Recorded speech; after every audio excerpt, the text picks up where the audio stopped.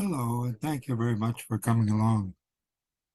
Today we're going to look at global climate regime change and the Nigerian elections, macro and micro history, understanding the rising tide of worldwide social, economic, and political upheaval.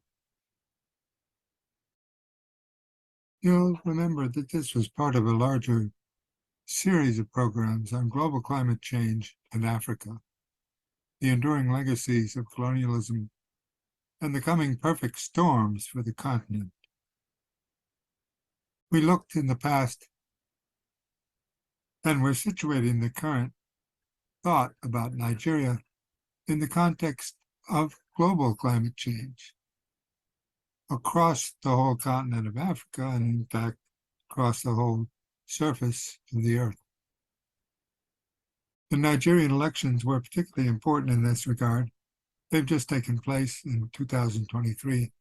They need to be understood as part of a nested series of processes, nested within their own history and their own social economic background, but also nested within a whole series of global cycles and rhythms that are now being very apparent to all but the very deaf and the very blind.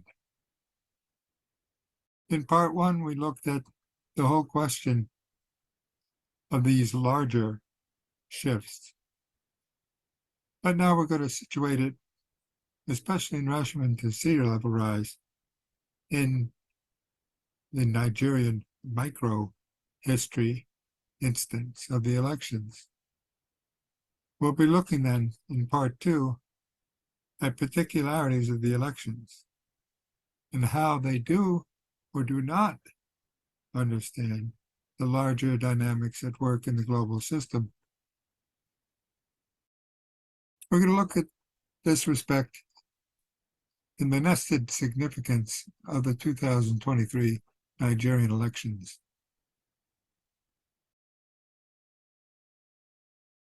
We'll look in the first instance at the election candidates, the election results, and the post-election disputes that are currently underway, not yet resolved.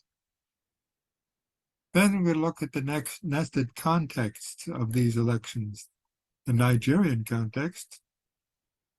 We'll look at Nigerian headline stories and reactions, both to circumstances in Nigeria and to the elections themselves. Then we'll look at Africa-wide questions and the importance of the Nigerian elections for the whole continent.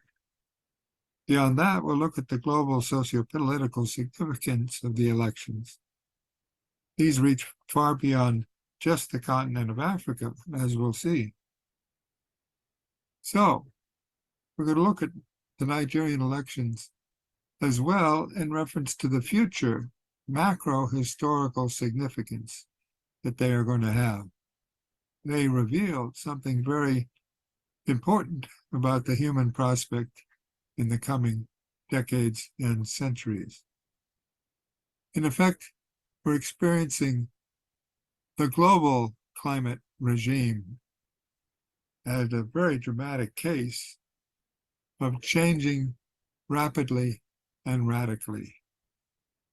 The big question before the entire human community, not just the Nigerian electorate or its candidates or its winners and losers, but the whole human community, is whether humankind can respond quickly enough to the global climate regime change that is now upon us all.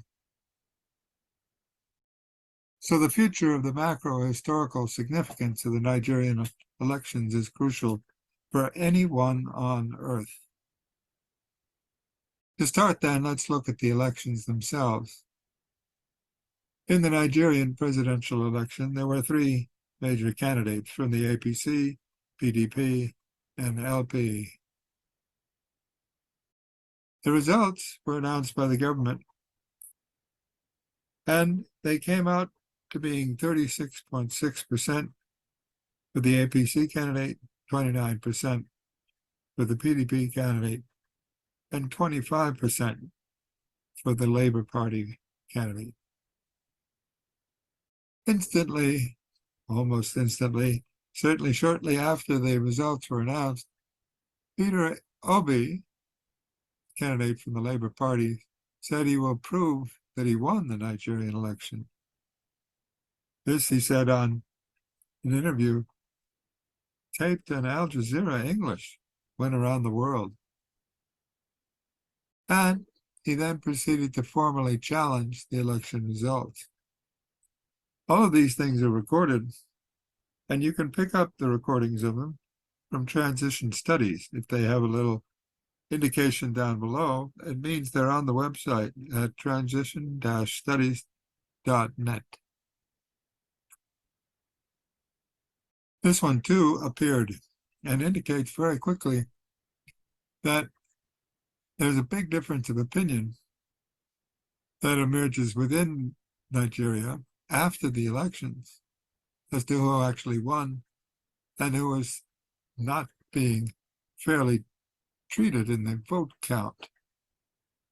Bola Tinubu formally won the election, but he's being challenged, and not insignificantly, he's being challenged particularly in the social media. Various kinds of very quick responses emerge from the social media, in this case, the Evening Standard within Nigeria. And that level of communication is instantaneous across the country, far more quickly than any official publication or even the announcement from radio stations or TV stations of results. Social media has become a factor itself in the elections process. Let's take a look at the Nigerian elections as they are reflected in the social media. For example, people are portrayed very quickly by their opponents or by their advocates, and we get a very heightened sense of the conflict that emerged in the election and is expressed after it. Let's look. This guy, Bola Tinubu, has just won Nigeria's election. He won it with just 37% of the vote and is a hugely divisive figure in Nigeria. President Tinubu was a former governor of Lagos, where he earned a reputation over the years as a political godfather, as he influenced the success and failure of multiple people's careers. Because of this, he is often called Jagaban by his supporters, meaning big boss. But to many others, he represents corruption, and at 70 years old, though this is disputed, many see him as just too old and incoherent for the job. They call him Balablu, after a speech where he tried to say hullabaloo, and instead said Balablu. Tinubu has been after the presidency for years, and campaigned using the slogan, "It's my turn." Opposition candidates have refused to accept defeat, claiming the election was rigged.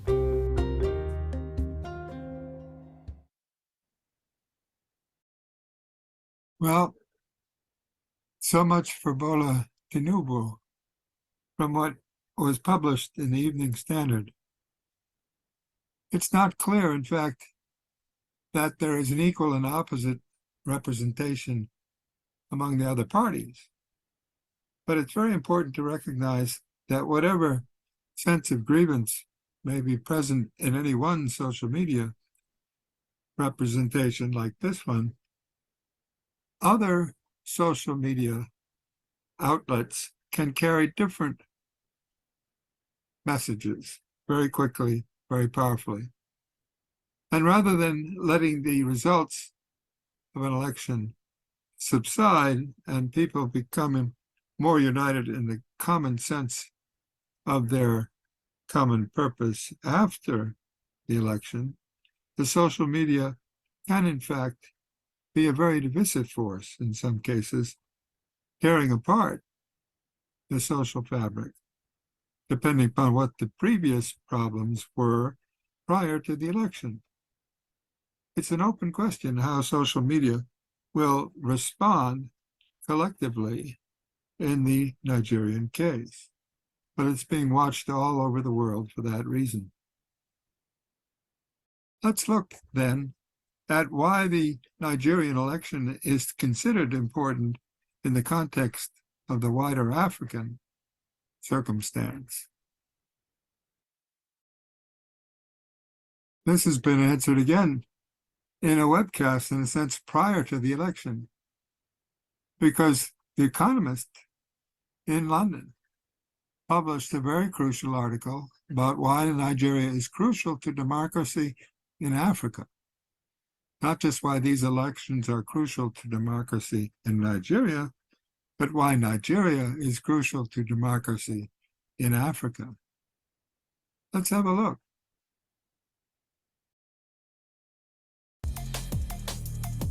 Nigeria is Africa's powerhouse, the continent's largest economy, its most populous country, with a cultural influence on the rest of the world. What happens in Nigeria has significant effects across its borders. It's also Africa's largest democracy.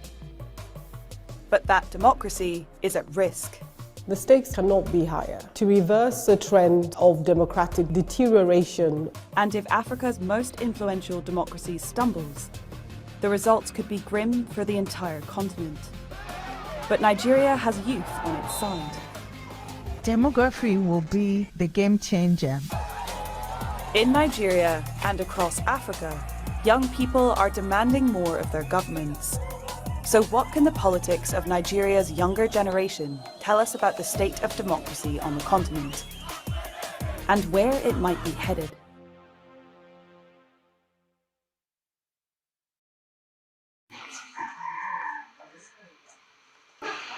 It's Friday morning, and Mustafa is getting ready for school. He lives in Maiduguri, the capital of Borno State, in northeastern Nigeria. Ibrahim ka fito mu tafi mana.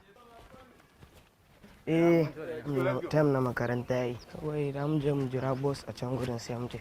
Good morning, everyone. For most of Mustafa's 14 years, this area has been a hotbed of violence.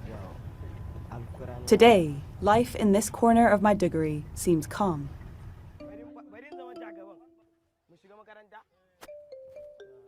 But while Mustafa's school might look ordinary, appearances can be deceiving. Nigerian great nation right now and forever.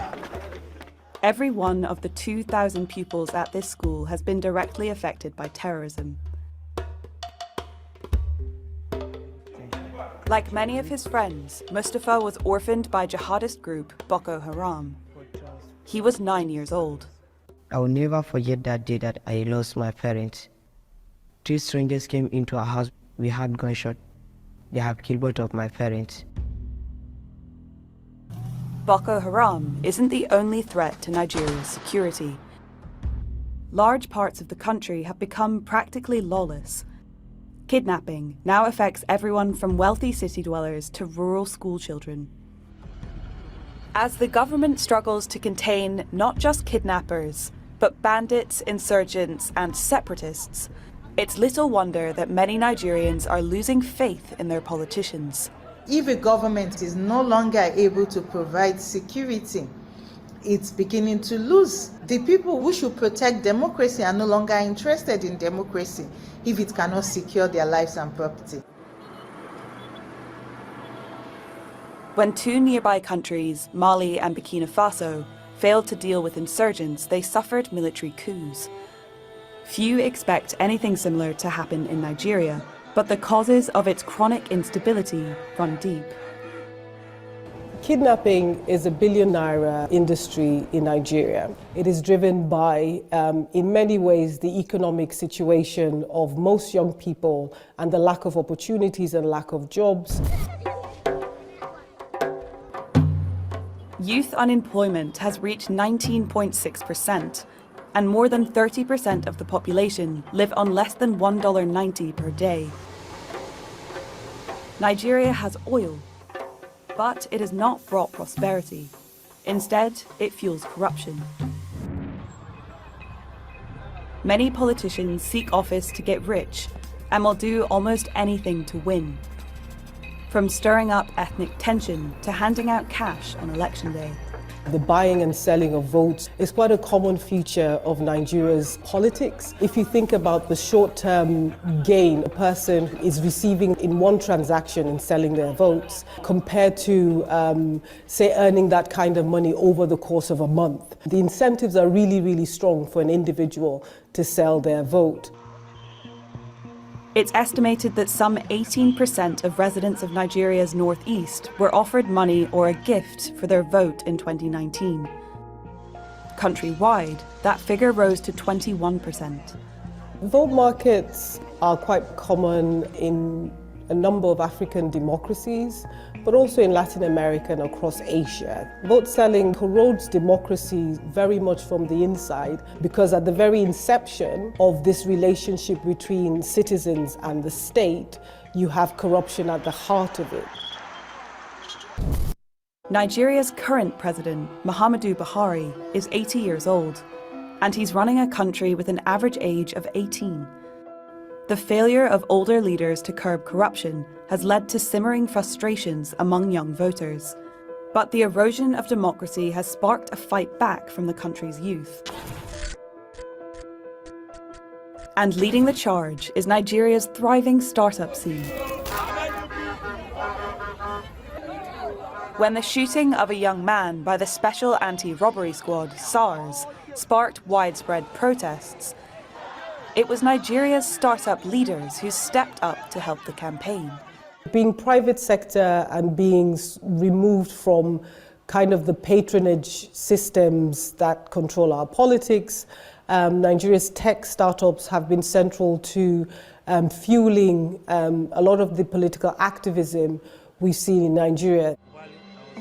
The analysis for the space company, the goal here is to understand how space companies are performing.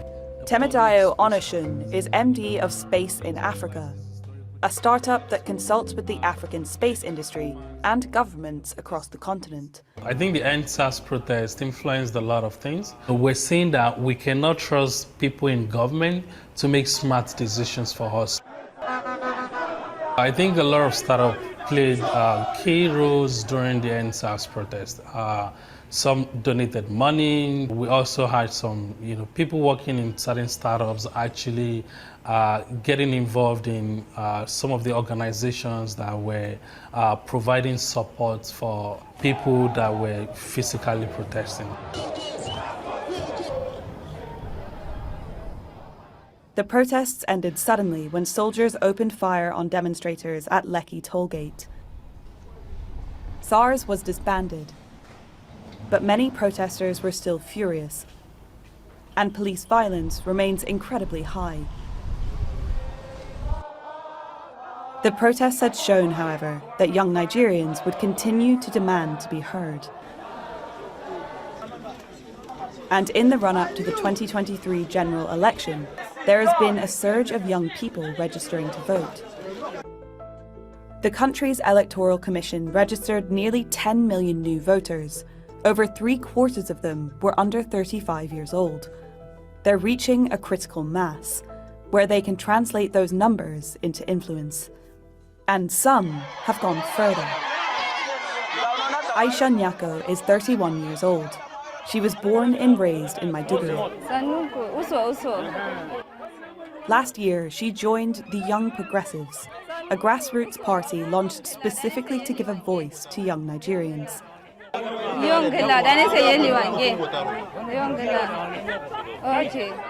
Now she is running to be Maiduguri's council representative at the State House of Assembly.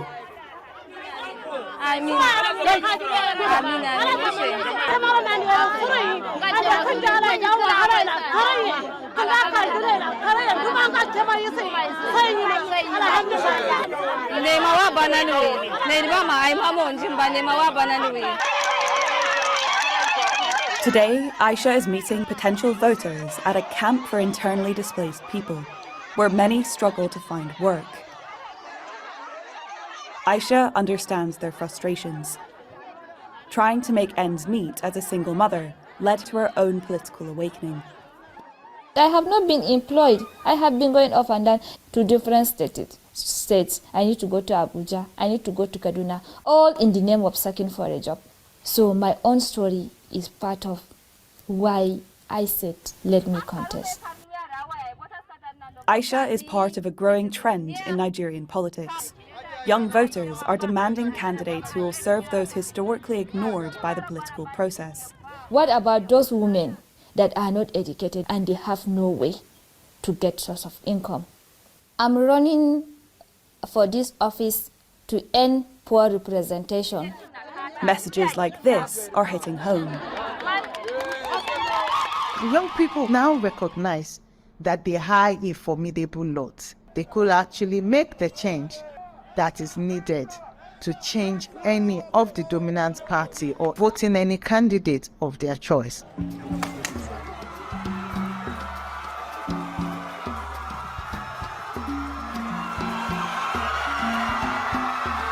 In Nigeria's 2023 presidential election, students and first-time voters helped to fire up the campaign of this man. What you lack is leadership. This one wasted everybody's time. I pray your future. And that new Nigeria will be led by a leader that understands what the problem is. At 61, Peter Obi might seem an unlikely leader for the young, but his promise to fight corruption and move beyond ethnic politics has struck a chord with the younger generation. You want a leadership that is responsive to the problem of insecurity. The money we need to invest in education, the money we need to invest in health, the money to pull people out of poverty are being stolen by people.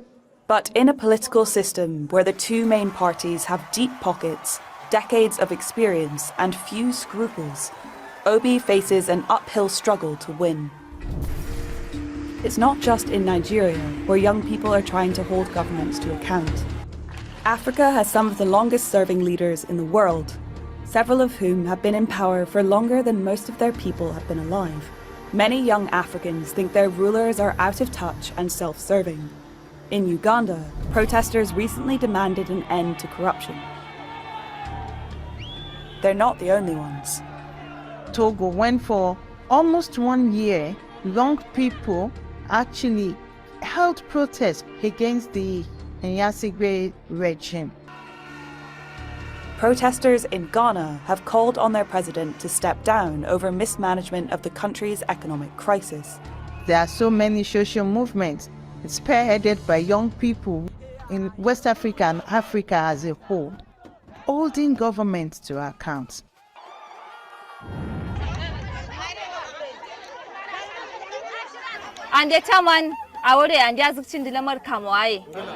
Back in Maiduguri, activists like Aisha are hoping to channel young people's political awakening into change at the ballot box.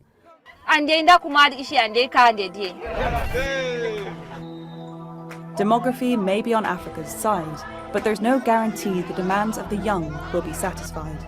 Enthusiasm could well give way to disillusion. Young Africans literally cannot afford to give up. There are significant barriers to change in Nigeria. The economic hardship that Nigerians are going through. In the last 6 years, government revenues have been down. Insecurity has become increasingly widespread. But on the flip side, there seems to be a sense of urgency, expediency, that these issues need to be addressed now. There is no opportunity for delaying on any of these challenges. It's arguably the world's biggest floating slum, and it's home to over 100,000 people, mainly fishermen, some of whom have lived here all their lives. Makoko is a multicultural community comprising mainly the Egun people with connection to both Nigeria and Benin Republic and the Yoruba people of southwest Nigeria. According to our forefathers, Makoko community started in the year 1919, but was born here in September 13, 1958.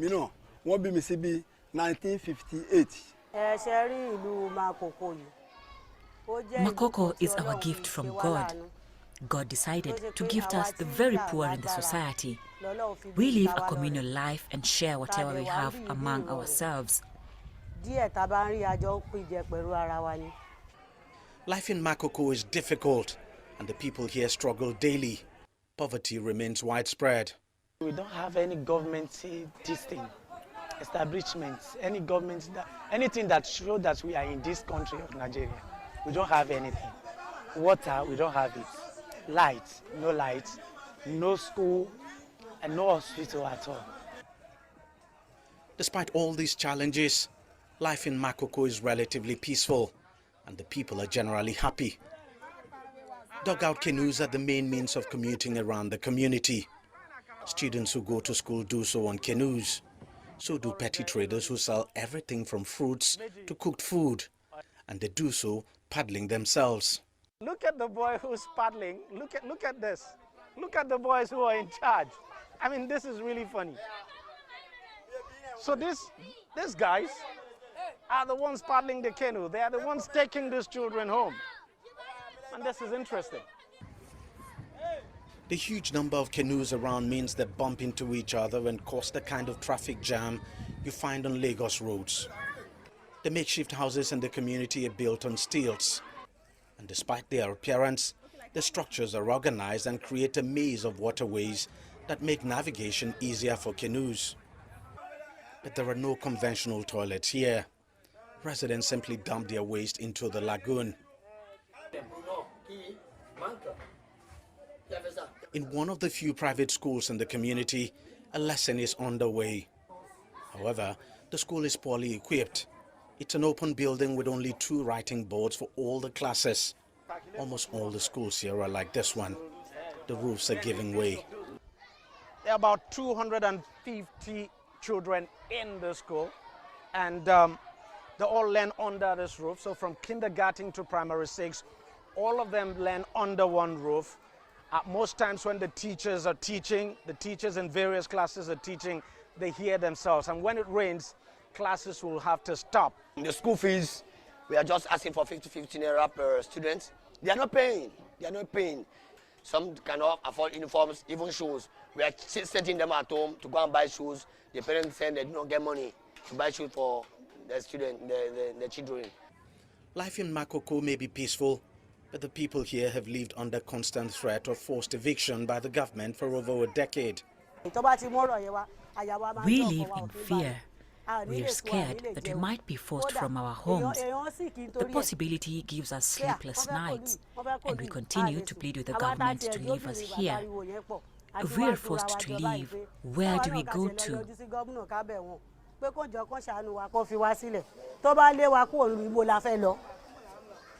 While they wait to see what action the government eventually takes, the people say their source of livelihood, fishing, is being threatened by sand dredging. They say this has led to a drop in their earnings. Ever since the dredging began, the fishers have moved far from reach due to the sounds of the machine. Now we have to go to the outer sea before we can fish. It has really affected our means of livelihood. Before the dredging activities, we used to earn around 3,000 naira daily, but now we manage to earn between 800 to 1,000 naira daily. The people of Makoko are anxious about their future, even as they keep hoping for better days ahead. Makoko is such a lovely place. Despite the pervasive poverty here, it's really lovely. The people here may be poor, but then they're happy. It's one thing you cannot take away from them. Whether they're selling things like this, and you have a lot of people like this here, or they're out there in the sea fishing, the people are always happy. But then there's a lot the government can do here to make this place more livable. Deji Badimasi, CGTN, Lagos, Nigeria. Do you drink that water? No. What you use it to wash? What you use it to wash?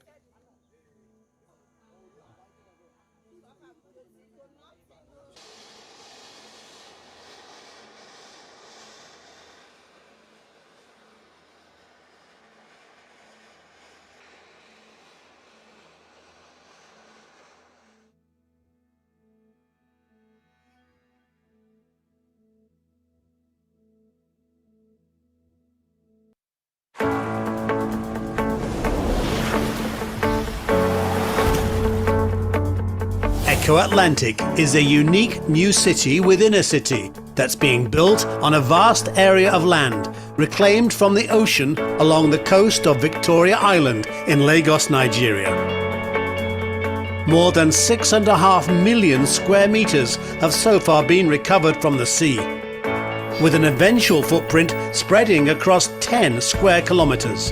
The bold vision it represents is uncompromising: to become the future financial capital of Africa. Developed with skill and dedication, Eco-Atlantic is raising the standard for quality of life in Nigeria. Aspirational, accessible, and built for success. The making of this remarkable city began in 2006, when the developers and city planners, South Energex Nigeria Limited, a subsidiary of the Shiguri Group, was granted permission to build a preliminary sea wall to protect Victoria Island from flooding. But Lagos state governors saw the merit in going much further than that. They implemented an ingenious idea to overcome 100 years of severe coastal erosion while building a new city on reclaimed land at the same time. The once devastated shoreline was not only repaired but re-established to where it once was, 1.5 miles offshore. Today, a liability has been arrested and is being converted to a great asset of prosperity. That great asset is here and now in Eco-Atlantic. To make it happen, a second sea revetment, longer, wider, and much deeper, and now known as the Great Wall of Lagos, was essential if a new city to save the city of Lagos itself was to be constructed. Eco-Atlantic was first propelled onto the world stage when the late Nigerian president Umaru Yar'Adua officially supported the project through his representative during a 2008 inauguration ceremony. It's my singular honor and privilege to launch the Eco-Atlantic City project. The city is being developed by private financing, with the full backing of both the federal government and Lagos state government. This is an opportunity to create a new and economically friendly environment, and Lagosians, Nigerians generally are people of very, very exotic taste. The Great Wall is an 8.5 kilometers long sea barrier, the backbone and guardian of Eco-Atlantic. Elaborate testing of its structural design was carried out to the highest standards in Europe. Precise scale modelling proved that the wall could withstand the worst storms expected in 1,000 years. The landfill behind the Great Wall is built up from a mixture of sand and water, which is harvested from the seabed and pumped into target areas, creating about 8,000 square meters of new land every day at full capacity. Not only that, the land self-compacts, making it ideal for construction. In early 2013, at the halfway stage of land reclamation, Eco-Atlantic was praised by the former presidents of Nigeria and the United States of America. The project is a great example of partnership to transform land lost to erosion into a delightful ocean city. And it will help to diversify the economy of Nigeria, to brand Lagos all over the world, and to create an enormous number of opportunities. Echo Atlantic holds a place of pride for Nigeria. It is a global city of world-class design and international recognition. We are on land that has been reclaimed as an asset of prosperity. Today we are at a turning point where the real construction of the city has started. Nigeria is a land of opportunity. Since then, Echo Atlantic's network of carefully planned infrastructure has been put in place on land so far recovered. Street lighting has also been installed for existing roads and is brilliantly illuminating the night sky. In 2016, Echo Atlantic saw its very first residential tower officially opened and occupied. Called the Black Pearl, it's one of a cluster of 5 magnificent buildings. The first jewel in the Echo Atlantic crown, standing at 24 floors, offering a luxurious lifestyle, an investment by Echo Pearl Development. The Echo Atlantic project, portends to provide over 350,000 jobs when completed. Beyond the fact that it's going to grow the GDP of Lagos, it only means that other investors will draw from the confidence that the investors have put in that project to continue to grow the economy of Lagos. Not least for investors in Africa's preeminent development project, which is destined to become a crucial part of Nigeria's drive to become a global top 20 economy. If seeing is believing, Echo Atlantic has it all. But it's not until you actually set foot on the solid ground here that the enormity of what's already been achieved can be fully understood and appreciated from all perspectives. Indeed, Echo Atlantic's district planning showcases the best of urban design with an impressive mix of residential and commercial developments. There are more than 10 kilometers of stunning waterfront promenade, while boutiques, restaurants and recreational destinations will create ideal conditions to live, work and play for residents and tourists alike. An international school will offer world-class education in a safe and comfortable setting. First-class healthcare is also an essential, so Echo Atlantic's International Hospital will ensure patients are well treated. And one of the largest shopping malls in sub-Saharan Africa will become a prime destination and icon of style. Life in Echo Atlantic will be exciting from the moment you enter this city. Running through this massive development all the way to the sea is Echo Boulevard here. The boulevard is also home to the business district, covering 700,000 square meters of premium real estate.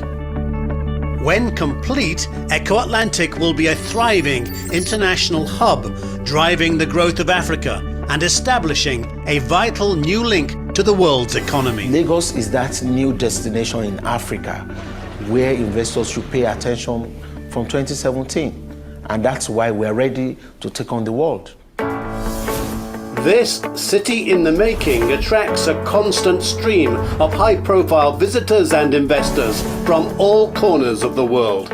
And to Echo Atlantic, they are focused on the growth potential of not only Lagos, but Africa as a whole. To that end, Echo Atlantic is a designated free zone under a federal government initiative. A vital addition for investors who want to live or conduct business within the city. There's so much more to Echo Atlantic than creating top-class and much-needed residential, tourist and business space in one of the world's fastest-growing cities. Strategically, Echo Atlantic's smart planning connects all neighbourhoods with major transport routes. Throughout the city, modern and efficient public transport will be integrated with the Lagos waterways to ensure free-flowing movement. An independent water supply, power grid and sewage network ensure the city can efficiently serve the growing needs of its population. City power will be provided by a dedicated power plant. And Eco Atlantic's fibre optic network will be second to none. Additionally, to cope with Nigeria's heavy rainfall, a dependable system of stormwater drainage was put in place, extending some 30 kilometres under the city so far. Eco Atlantic is a colossal task in every way imaginable, and the ambitious vision is now a visible reality. There's much more to see than infrastructure and these rising towers.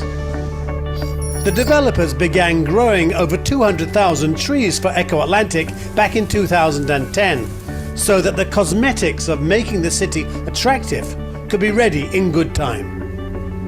When complete, the ongoing citywide maintenance and monitoring will be provided by independent service companies to ensure safe and smooth operations 24/7.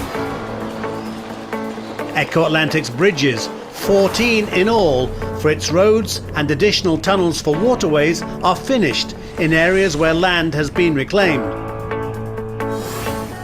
Carefully planned road systems and pedestrian zones will keep the city congestion-free.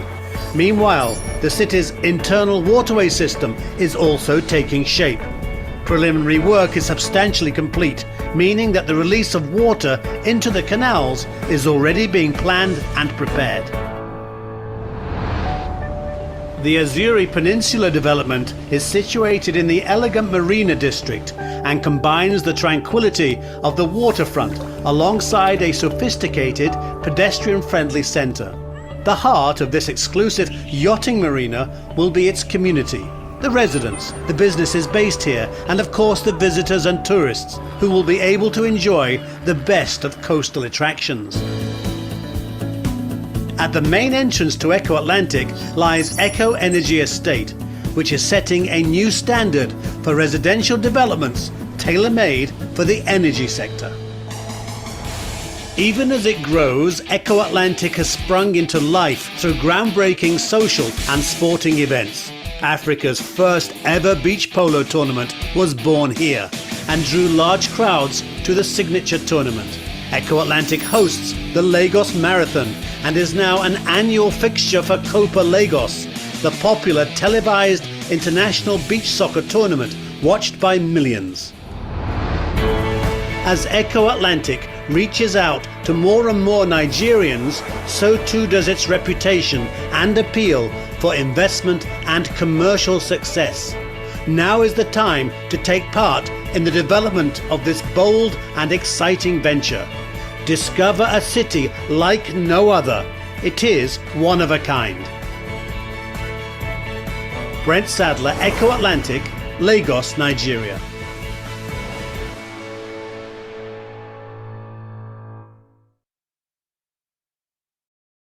Lagos is currently the largest city in Nigeria, and by the end of the century, it could be the largest in the world.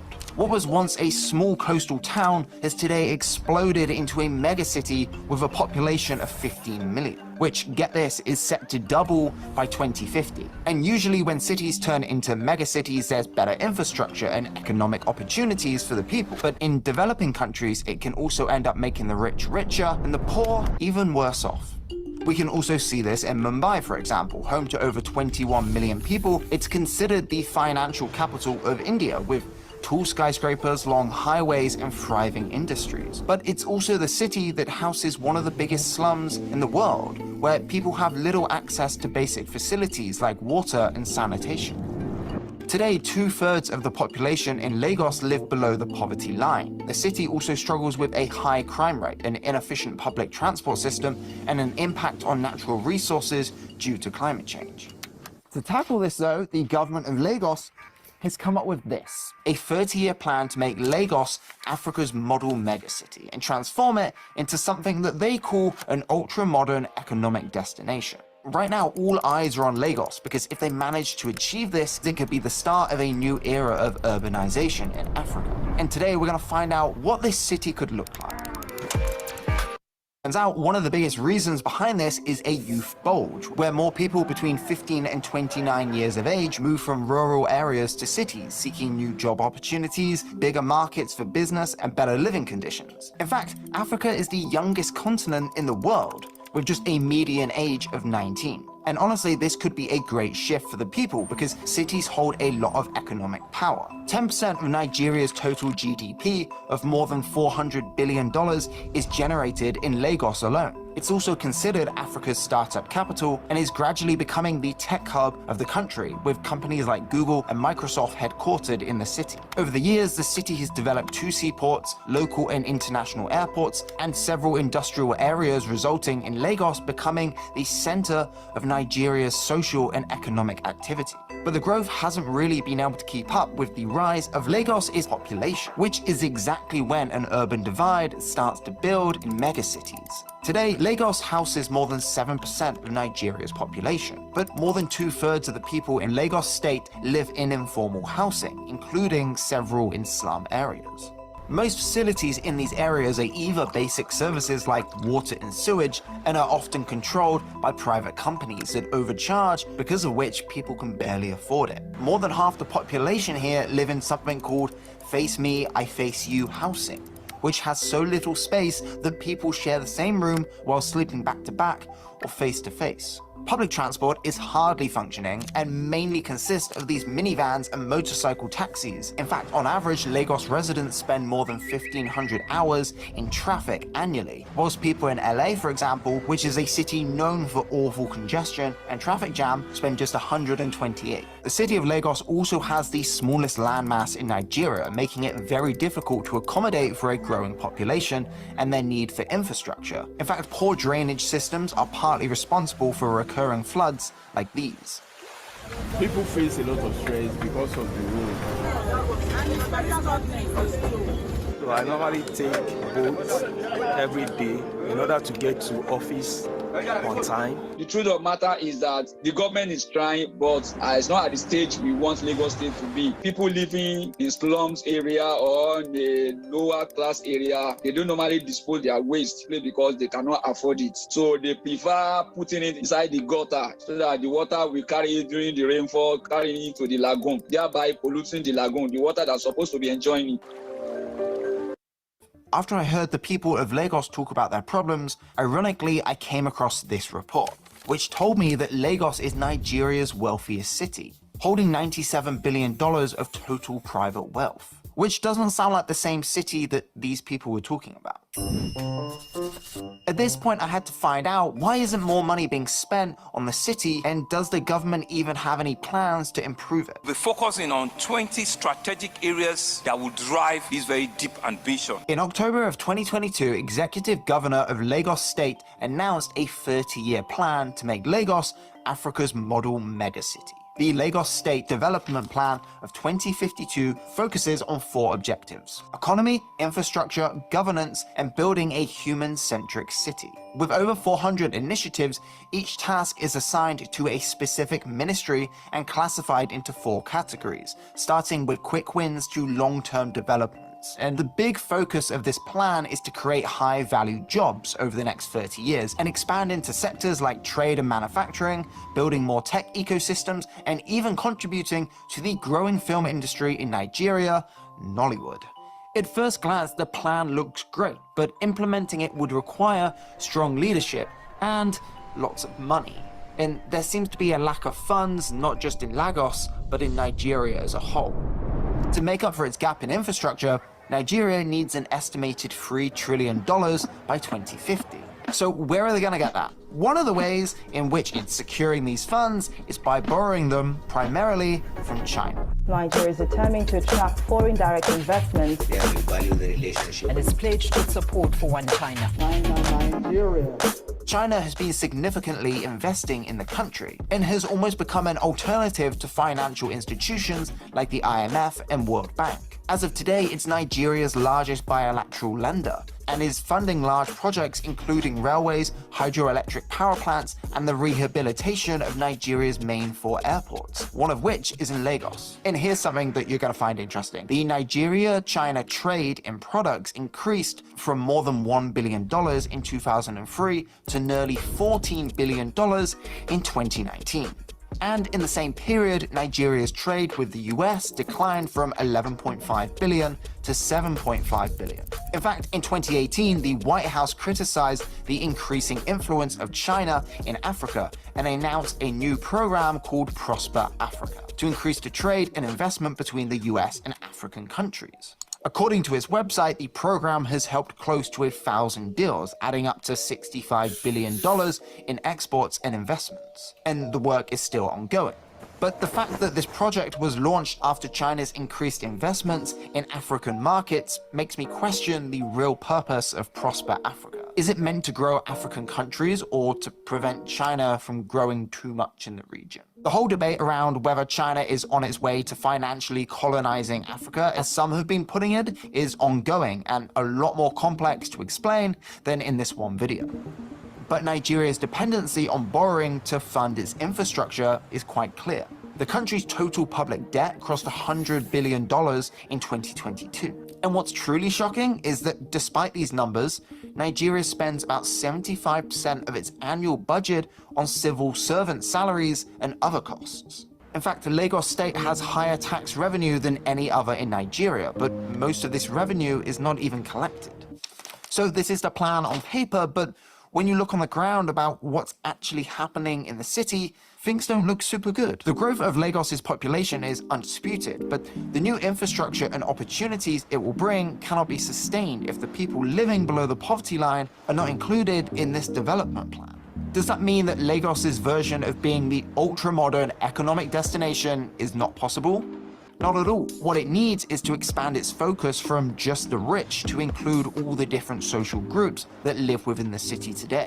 For example, when planning new residential projects, the city can't just be thinking about skyscrapers and luxury living. Solutions have to be built for low and mixed income groups, and sometimes this will take more effort because it doesn't just include constructing a building for them to live in. It includes creating equal educational resources and employment opportunities, which can then help them afford a better standard of living. Instead of modeling systems from developed countries that urbanize in a very different economic and environmental period, the city needs to identify its own strengths and build on them.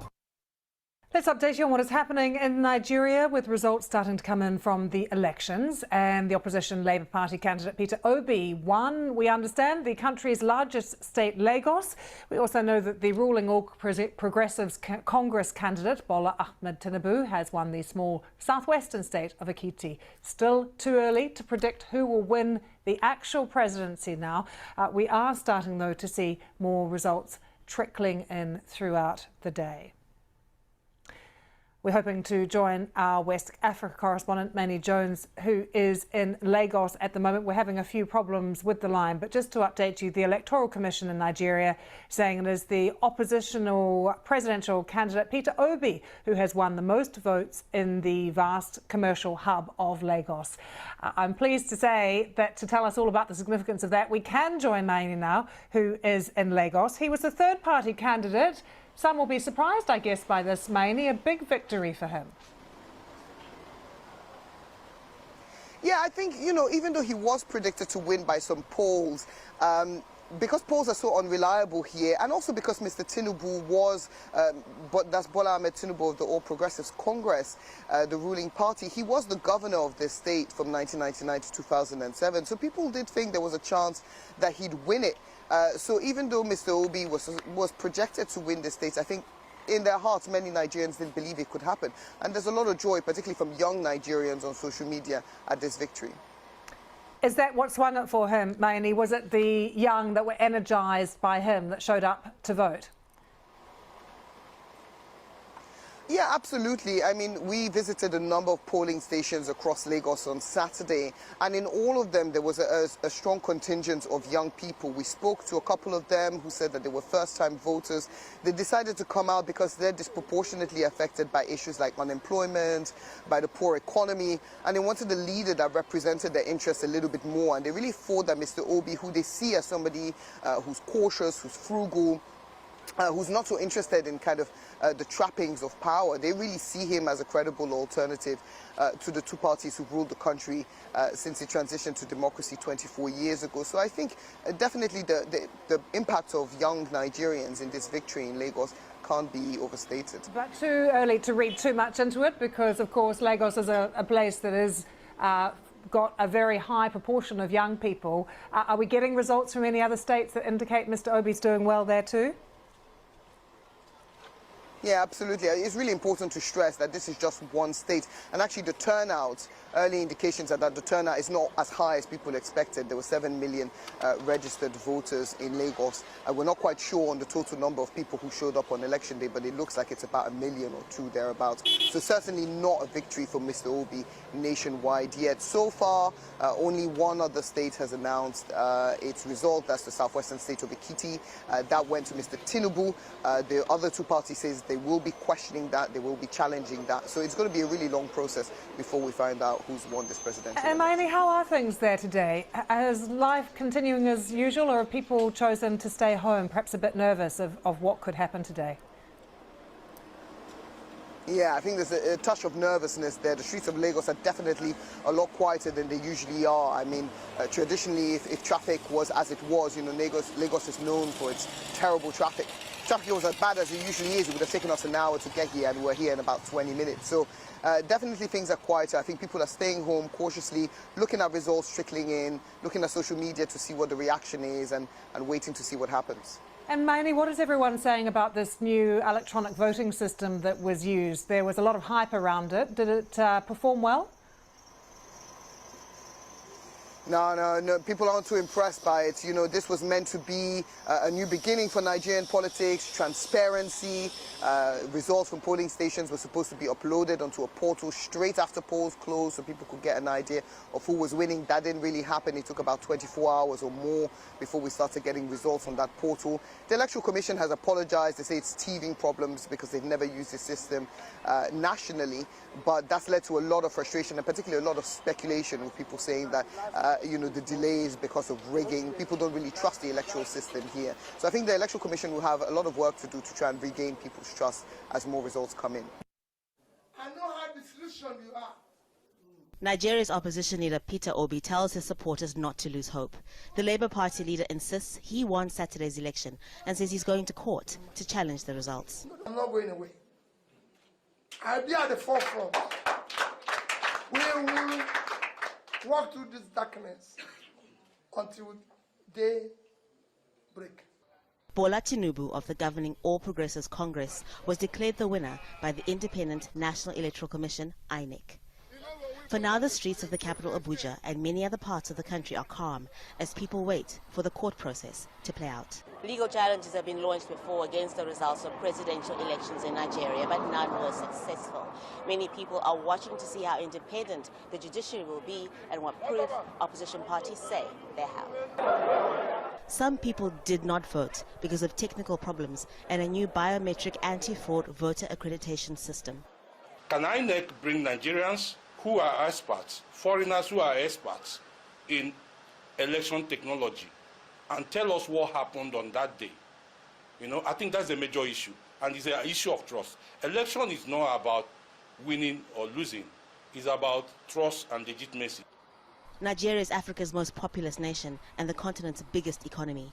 Many people around the world are monitoring what happens next year. Harun Mutasa, Al Jazeera, Abuja.